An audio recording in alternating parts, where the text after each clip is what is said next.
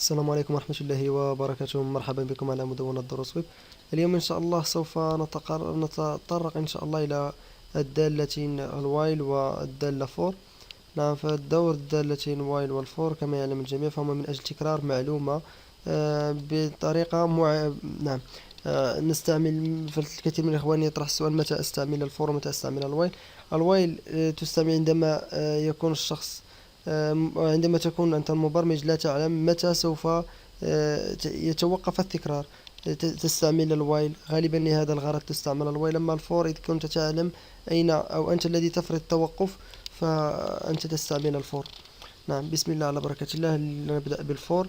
نكتب فور، نفتح القوس، نغلق القوس، نعم، بنفس الطريقة، بنفس مبدأ فور في أي لغة برمجة. نعم، نقوم بوضع متغير هنا نسميه مثلا إي. نعم، فهو المتداول غالبا غالبا يستعمل. نعم، نستعمل الآن إي أكبر من أصغر يساوي مثلا 5. نضع نقطة فاصلة، نضع إي زائد. هنا نكتب الأمر الذي بين هنا وهنا. نكتب في هذه المكان، نكتب الأمر الذي نرغبه أن يتكرر. نكتب document مثلا alright.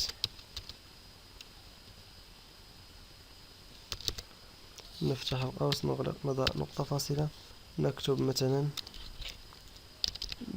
دروس ويب بداخلها دروس ويب حتى نعم، نعمل سيف.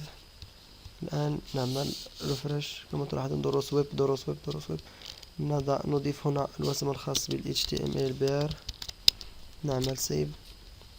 نعمل الآن ريفرش، قد عاد إلى السطر. نعم. الآن سوف نتعرف على الوايل. نعم، نترك نفس الرسالة،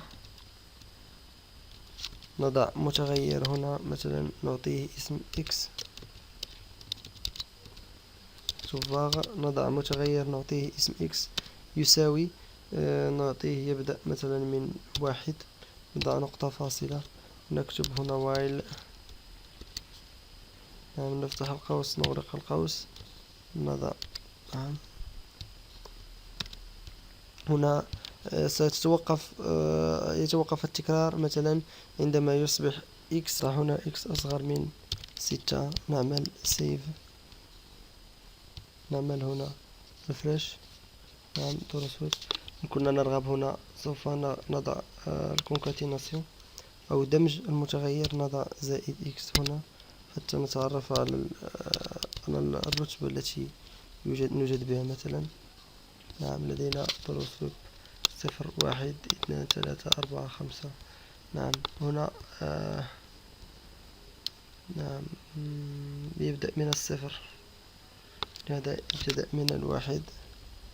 نعمل سيف وندخل، نحذف هذه البي من هنا، نضع البي هنا.